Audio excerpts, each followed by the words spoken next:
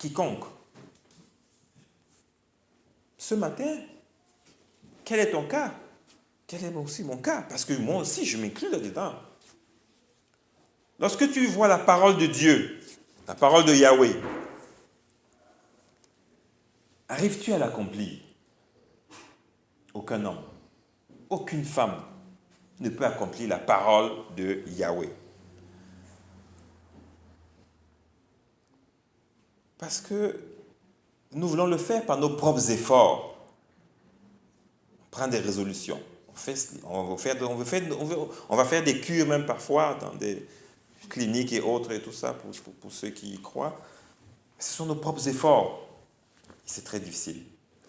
Moïse et Élie, deux hommes puissamment utilisés par Yahweh. Mais tous deux pouvaient s'emporter dans une colère. À nul autre pareil. Yahweh dit à Moïse, parle au rocher. Nous savons ce qu'il fait. Par la colère, il frappe. Il a frappé au lieu de parler. Et Dieu l'a sanctionné. Tous les prophètes avaient des défauts. Alors, comment arriver à obéir à la parole de Yahweh? La réponse n'est pas en toi, elle n'est pas en moi, ni en aucun être humain. Tous les efforts que nous pourrions faire seront toujours vains. Tu tomberas, tu retomberas, tu retomberas, et encore, et encore, et encore une autre fois. Impossible. Et pourquoi? Parce que la chair a été vendue au péché, dit la parole. La chair a été vendue au péché. Romains, chapitre 7, verset 14, j'ai mis sur l'écran. Nous savons que la loi a été inspirée par l'Esprit de Dieu. Mais moi, je suis comme un homme livré à lui-même, vendu comme esclave au péché. Ésaïe 50, verset 1. Ainsi parle l'Éternel. Où est la lettre de divorce par laquelle j'ai répudié votre mère? Ou bien, auquel de mes créanciers vous ai-je vendu? Voici, c'est à cause de vos iniquités que vous avez été vendus. Et c'est à cause de vos péchés que votre mère a été répudiée. Yahweh utilise l'image donc de la femme répudiée par son mari. C'est la métaphore conjugale. Yahweh a toujours utilisé cela. D'ailleurs, vous savez, entre Yahweh et Israël, Israël est, n'est-ce pas, l'épouse. Et c'est de la même façon aussi entre Yeshua et nous aujourd'hui. Donc c'est la métaphore conjugale. Parce que toute l'histoire de la Bible, c'est une histoire d'amour. Une histoire d'amour. Donc, il est dit ici, Paul dit que la chair a été vendue au péché. Mais, question, qui l'a vendue? Qui a vendu la chair au péché? Lorsque nous lisons Ésaïe 50, au verset 1, nous voyons qu'ici, c'est l'Éternel, c'est Yahweh qui parle à travers le prophète. Il dit, j'ai répudié votre mère, ou bien auquel de mes créanciers vous ai-je vendu? Vous ai-je vendu? C'est lui l'Éternel. Donc, il y a donc un contrat de vente. Il y a une vente qui a été faite par rapport à la chair. Et on va lire... on va lire Genèse, je ne sais pas si c'est trop petit, Genèse chapitre 3 au verset 14. L'Éternel Dieu dit au serpent, puisque tu as fait cela, tu seras maudit entre tout le bétail et entre tous les animaux des champs. Tu marcheras sur ton ventre et tu mangeras de la poussière tous les jours de ta vie. Dans Genèse, chapitre 3, verset 14, si on regarde bien, il s'agit ici, spirituellement parlant, d'un contrat. D'un contrat. Nous avons les parties au contrat. Nous avons Yahweh, ci-après dénommé l'Éternel. Nous avons le serpent, Satan, dont le Satan ci-après dénommé le serpent. Ce sont les parties. Et l'objet de ce contrat, c'est à la fin, on lit je l'ai mis en rouge, tu mangeras de la poussière tous les jours de ta vie. Voilà ce que Yahweh dit. Tu mangeras de la poussière tous les jours de ta vie. Mais alors, cette poussière-là, est-ce que quelqu'un parmi vous a déjà vu un serpent manger de la poussière? Moi, je n'ai jamais vu. Je n'ai jamais vu un serpent manger de la poussière. Mais ce qu'il faut comprendre spirituellement, c'est que d'où vient l'homme? Adam, Adama, il vient de la terre. D'ailleurs, c'est pour ça que la parole nous dit, je pense, je n'ai pas le verset, mais dans Ecclésiaste, où tu es né poussière et tu retourneras poussière. Oui, c'est ça. Lorsque Yahweh dit tu mangeras de la poussière tous les jours de ta vie, cela veut dire que tu mangeras de la chair. La chair a été, tu seras au-dessus de la chair, tu vas asservir la chair. La chair sera ton esclave. C'est ce que signifie. Donc dans ce contrat, on a donc l'Éternel et Satan. Et Satan, voilà l'objet du contrat, il mangera de la poussière tous les jours de sa vie. C'est pour cette raison que lorsqu'on est charnel, lorsqu'on n'arrive pas à vaincre la chair, Satan sera vainqueur. Il sera toujours vainqueur dans notre vie si la chair est au-dessus de notre esprit. Ça sera comme ça. Parce que c'est ça la loi du péché. C'est ce qui a été fait à Genèse. À Genèse 3, ce que Genèse nous relate dans Genèse 3, 14. Le contrat du jardin d'Éden. Mais cependant, Yahweh a mis une clause de rachat dans ce contrat. C'est une vente avec option de rachat. Quand nous disons Genèse 3, verset 15, il est dit « Je mettrai inimitié entre toi et la femme, entre ta postérité et sa postérité. Celle-ci t'écrasera la tête et tu lui blesseras le talon. » Là, il y a une clause de rachat. Parce que dans ce verset, à la fin, le Rédempteur est annoncé. Cependant, Yahweh n'a pas donné les modalités de ce rachat. Satan ne savait pas comment ça allait se passer. Il savait que Yahweh a annoncé qu'il y aurait la descendance de la femme qui lui écraserait la tête. Parce que lorsque la tête est écrasée, bien évidemment, le péché ne pourra plus être victorieux dans la vie de celui qui a Jésus. C'est ça l'option de rachat.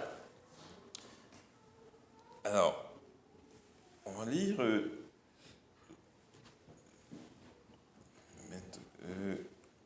c'est ça. Alors, dans Ésaïe 35, verset 4. Ésaïe 35, verset 4. Je lis pour vous. Dites à ceux qui ont le cœur troublé, prenez courage et ne craignez plus. Voici votre Dieu. La vengeance viendra, la rétribution de Dieu. Il viendra lui-même et vous délivrera. C'est ça. Donc, ce contrat a été fait au jardin d'Éden, mais la clause de rachat était en elle-même et Yahweh a annoncé que lui-même viendra. Il viendra lui-même et il vous délivrera.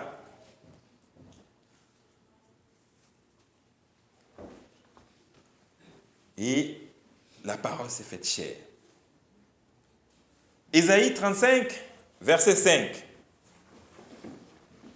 Alors s'ouvriront les yeux des aveugles, s'ouvriront les oreilles des sourds.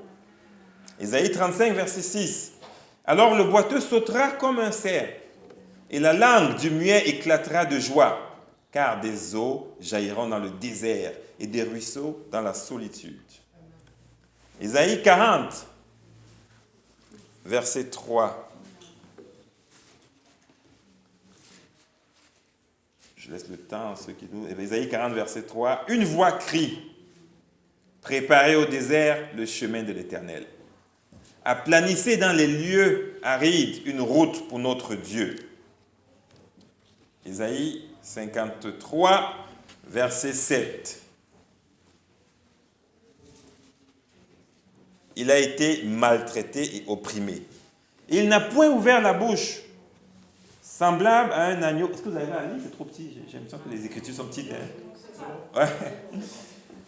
Ésaïe 53, verset 7. Et il a été maltraité et opprimé. Il n'a point ouvert la bouche, semblable à un agneau. qu'on mène à la boucherie, à une brebis muette devant ceux qui l'attendent. Il n'a point ouvert la bouche. Jean 1, 29, chapitre 1, verset 29. Le lendemain, Jean aperçut Jésus qui se dirigeait vers lui. Alors il s'écria, « Voici l'agneau de Dieu, celui qui ôte le péché du monde. » Alléluia. Celui qui ôte le péché du monde. Voici l'agneau de Dieu. Donc, par vos propres efforts, par nos propres efforts, on ne peut pas être libéré du péché. Impossible. Toutes les religions évoquent le péché d'ailleurs, toutes sans exclusive. Mais elles ne disent pas comment faire pour vaincre le péché. Elles ne disent pas ou elles ne savent pas comment le faire. Et pourtant, pour se rapprocher de Yahweh, c'est ça qui nous sépare. C'est cette vie, cette nature pécheresse qui nous empêche d'avoir une communion avec Yahweh. Mais comment vaincre cette nature pécheresse? Il n'y a que l'évangile de Christ Jésus. Seul l'évangile de Christ Jésus vient anéantir la loi du péché et donc nous réconcilier Yahweh avec les humains.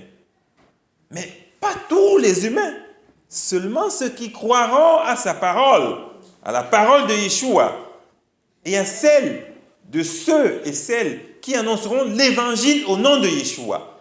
Seuls ceux-là seront sauvés, pas tout le monde, pas tout le monde. Quiconque croira en Yeshua recevra la victoire sur le péché. Amen. Ce qu'aucun humain n'a pu faire, lui, Yeshua, l'a fait. Et il nous a transmis cette victoire. Vous savez, quand on lit David contre Goliath, cette bataille, au départ, tout le monde avait peur de Goliath, bien évidemment. Les plus robustes en Israël avaient peur de Goliath. Mais lorsque David a vaincu Goliath, même le plus chétif des Israélites a eu le courage et il poursuivait les Philistins partout. Le plus fétiche, il était tout chétif là, mais les Philistins s'enfuyaient. Spirituellement, c'est la même chose. Parce que Yeshua vit en nous, on est capable de vaincre un démon apparaît. Il est tellement... Il est monstrueux, il peut me faire peur. Mais nous savons que parce que Yeshua vit en nous, on l'anéantit. Amen. On l'anéantit, il n'a aucun pouvoir. C'est ça. Il ne s'agit donc pas d'essayer d'accomplir la loi. Non. On ne peut pas. Une personne, Yeshua est venu. Il est venu d'ailleurs, il dit, je ne suis pas venu pour abolir la loi, mais pour l'accomplir. Et pour l'accomplir, justement, il est venu pour accomplir quelque chose. Il faut déjà expliquer. Il est venu interpréter cette loi. D'où le conflit qu'il y avait avec les pharisiens qui ne comprenaient pas cette interprétation. Il est venu pour accomplir. Donc, il ne s'agit pas pour nous d'accomplir la loi, mais simplement de recevoir Christ Jésus, de recevoir Yeshua. C'est tout ce que nous demandons. C'est tout ce que lui demande. Et si tu reçois Yeshua, alors tu pourras accomplir la loi. Car c'est lui, Yeshua, c'est par lui que la loi a été donnée. Il est la parole. C'est lui qui est venu interpréter ça sur cette terre. Et il a accompli parfaitement. Et s'il vit en toi, il vit en nous, il n'y a aucune raison que nous ne puissions accomplir cette loi. En plein naufrage, Yeshua est comme une bouée. En plein naufrage, il est comme une bouée. Mais les hommes essayent de nager en plein naufrage. Non! Ils ne demandent pas de nager, mais de s'accrocher. De s'accrocher à Yeshua, juste s'accrocher à lui. Pas d'essayer de nager. Si dans un océan, là, tu nages, tu vas nager jusqu'où? Jusqu'où? Il faut juste s'accrocher. Il est le cep et nous les sarments. C'est ça, s'accrocher. Avec la loi, on essaye de mériter son salut. Et lorsqu'on essaye de mériter le salut, on tombe, on retombe, et encore une fois, et ainsi de suite. Et jusqu'en enfer si Yeshua n'intervient pas. C'est ça, quand on veut mériter son salut. Non, c'est une question de grâce. De grâce. Avec la grâce de Yeshua, la délivrance est à notre porte. La délivrance est à notre porte lorsque la grâce est acceptée. Nous acceptons Yeshua. Il ne s'agit pas de jeûner 40 jours. Il ne s'agit pas de lacérer sa peau. Dans certains pays, on coupe des organes aux femmes, tout ça pour empêcher qu'elles commettent le péché. Non! C'est la grâce, simplement. La grâce de Yeshua. Romains chapitre 7, verset 25. C'est Paul donc qui déclare, après avoir vécu sa vie de pharisien dans laquelle il combattait, il essayait de mériter son salut. Et quand il a rencontré Christ et que sa vie a changé, il a vu la différence, qu'il n'avait plus à faire, à combattre, simplement comme ça. Mais Christ en lui réussissait à faire ce qu'il n'a pas pu faire pendant des années. Et il déclare, grâce soit rendue à Dieu par Jésus-Christ notre Seigneur. C'est ça. Ainsi donc, moi-même, je suis par l'entendement esclave de la loi de Dieu et par la chair esclave de la loi du péché. Donc, c'est Yeshua qui le délivre de cette chair. Si donc le Fils vous affranchit, vous serez véritablement libre. En Jésus-Christ, le chrétien né de nouveau est libéré. Libéré, mais non pas de la loi du péché, la loi naturelle, car cette loi est dans la chair. Elle est dans la chair, dans nos membres, tant que nous n'avons pas encore revêtu notre corps céleste. Le chrétien né de nouveau est libéré de la domination de cette loi, de l'action de cette loi dans notre vie quotidienne. Donc, je répète, on n'est pas libéré de cette loi, car cette loi vit toujours dans notre chair. C'est pour ça parfois que on se pose des questions lorsque un enfant de Dieu chute, il tombe dans le péché. Mais ce qui est certain, c'est qu'il ne peut pas vivre dans le péché. Il ne peut pas pratiquer le péché. Il peut tomber parce qu'on a ce corps, cette chair. Mais celui qui a l'Esprit de Dieu, qui est né de nouveau, l'action de cette chair n'a plus aucun impact, aucune influence. Cette chair devient assujettie. Nous assujettissons cette chair par Yeshua qui vit en nous. C'est ça. Et d'ailleurs, c'est ce que j'ai expérimenté après ma délivrance. C'est ça. C'est pour ça que Paul s'écrit dans Galates chapitre 2, verset 20. Ce n'est plus moi qui vis, mais Christ qui vit en moi. Alléluia. Amen. C'est Christ qui vit en moi. Marcher par l'esprit, ce n'est rien d'autre que marcher selon la loi de l'esprit de vie. La loi de l'esprit de vie qui agit dans notre esprit régénéré. Et cette loi-là, qui vient régénérer notre esprit, est plus forte que la loi du péché, la loi de la mort, qui, elle, agit dans nos membres. La loi, parce que la loi de l'esprit, elle vient de Dieu, elle vient de Yahweh et elle descend sur nous. Et donc, tandis que la loi de la chair, c'est pour ça d'ailleurs qu'on dit... D'ailleurs, dans les louanges, Jésus en haut, et puis Satan en bas. La chair, c'est des choses basses, des choses de la terre. Mais la loi de Dieu qui vient sur nous, vient donc complètement anéantir cette loi de la chair en nous. Mais, elle est toujours là, elle est présente. C'est pour ça que nous devons rester vigilants. Nous devons rester vigilants. Parce que cette loi est toujours là, et à la moindre occasion, d'ailleurs, la parole dit, Satan, il rôde autour du camp. Il essaie de voir qui va sortir du camp. Qui va sortir du camp? Alors, le berger, Yeshua est là, les brebis, nous sommes tous là, mais c'est ça, il faut rester dans le camp, ne pas s'éloigner du camp.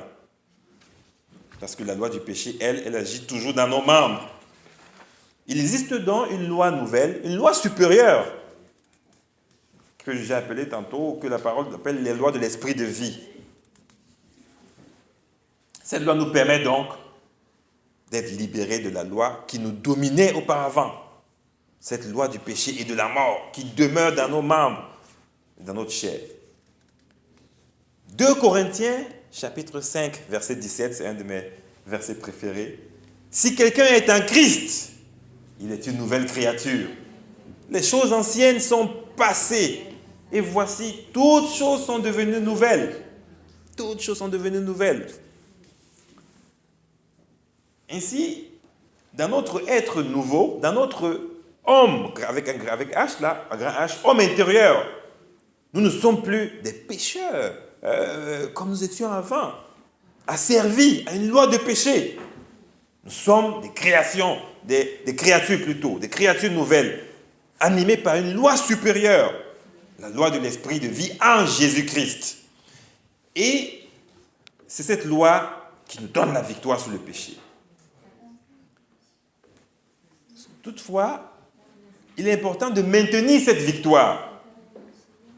Parce que la chair, lorsque nous naissons de nouveau, notre chair ne change pas. Notre chair, la nouvelle naissance ne change pas notre chair. Elle reste, notre corps physique, il est là. Il n'est pas encore ici, il n'est pas ressuscité. C'est notre esprit qui est régénéré. La puissance de péché et de mort qui se trouve dans nos membres n'est pas ôtée. Elle est toujours présente dans nos membres. Mais comment faire pour maintenir cette victoire? Nous devons demeurer en Christ. Nous devons demeurer en Christ pour maintenir cette victoire sur le péché. Le Seigneur nous libère, ce n'est pas seulement pour jouir de cette liberté, il nous a franchis, mais c'est aussi et surtout afin que nous soyons à son service. Et si nous ne sommes pas à son service, nous ouvrons la porte. Nous ouvrons la porte parce que d'une façon ou d'une autre, c'est ça, on pourrait s'éloigner. Parce que quand on n'est pas au service du Seigneur, on pourrait être au service d'une autre force. Et cette autre force est très subtile, très subtile. L'Éternel a-t-il vraiment dit? C'est toujours ça. A-t-il vraiment dit? C'est très subtil. Parfois, nous entendons dans nos assemblées, j'ai reçu Yeshua depuis 5 ans, j'ai reçu Jésus depuis 10 ans, mais je ne vis pas cette victoire. Pourtant, je crois avoir le Saint-Esprit en moi. Alors, la question qu'il faudrait poser à une personne qui est dans l'assemblée, qui dit ça, qui dit cela, je n'arrive pas depuis 5 ans, 10 ans. Mais la question c'est, Yeshua, Jésus est-il au centre de ta vie? Est-ce que Jésus a la première place dans ta vie? Est-ce que tous tes choix, toutes tes décisions sont basées sur Yeshua en premier? Autrement dit, aimes-tu Yeshua plus que toi-même? Voilà. Parce que si tu aimes Jésus plus que toi-même, tu es prêt à renoncer à tout pour lui. Écoutez, si Yeshua n'est pas le Seigneur de tout dans notre vie, alors il n'est pas Seigneur du tout. S'il n'est pas le Seigneur de tout, il n'est pas Seigneur du tout. C'est ça. Jamais, mais alors grand jamais, une personne qui reçoit Yeshua, qui a eu une révélation de qui est Yeshua et qui est en fait son Seigneur, cette personne ne sera plus dominée par le péché. Ce n'est pas possible. Ce n'est pas possible que cette personne soit dominée par le péché après avoir eu la révélation de qui est Yeshua. Ce n'est pas possible. Ce n'est pas possible. Donc, si on est là, 5 ans, 10 ans, et je dis, je parle toujours d'expérience. J'étais là, 5 ans, 10 ans, je n'arrivais pas à vaincre. Je n'étais pas vainqueur. Mais, la question, si elle m'avait été posée, est-ce que Jésus est au centre de ta vie? Il n'était pas au centre. Il était là, mais pas au centre. Je l'ai accepté, d'ailleurs, accepté, même baptisé, tout, mais je ne mettais pas Jésus au centre, la priorité. Quand je me levais le matin, je ne pensais pas tout de suite Yeshua. Le soir, Yeshua. À midi, Yeshua. Donc, tout le temps, Jésus, Jésus, Jésus. Ce n'était pas comme ça dans ma vie. Donc, c'est la réponse. Vous savez, quand on regarde une roue d'un vélo, par exemple, les rayons qui sont au centre, si les rayons se cassent, la roue, à un moment donné, va commencer elle sera plus circulaire, elle sera plus ronde, elle va commencer à devenir ovale, et puis elle va se casser complètement. Le centre. Et Jésus est, d'ailleurs, Jésus est l'homme du centre, du milieu. Il a toujours été, même sur la croix, au centre. Yeshua est au centre. Il doit être au centre de notre vie. S'il n'est pas au centre, malheureusement, ce qui va se passer dans la vie de la personne pour qui Jésus n'est pas au centre, c'est comme la roue, ça va se casser. Et puis, ça ouvre la porte au malin.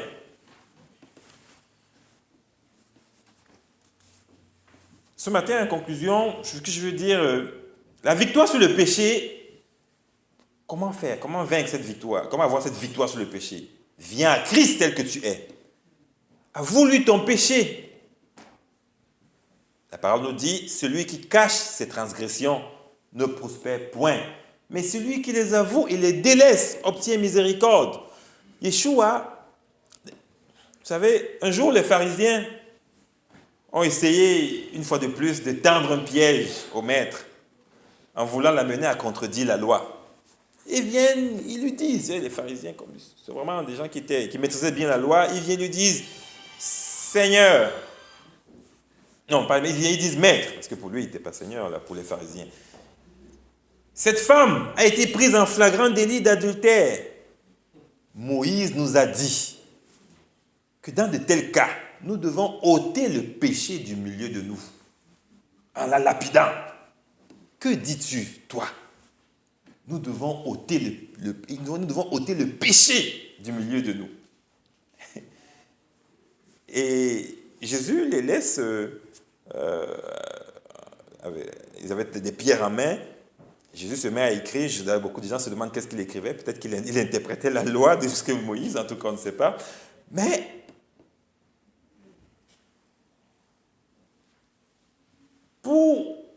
Jésus leur a fait comprendre que pour ôter le péché, ce que Moïse a dit, Moïse a raison, Jésus n'est pas venu contredire Moïse, mais Jésus est venu expliquer aux pharisiens quelle était la volonté réelle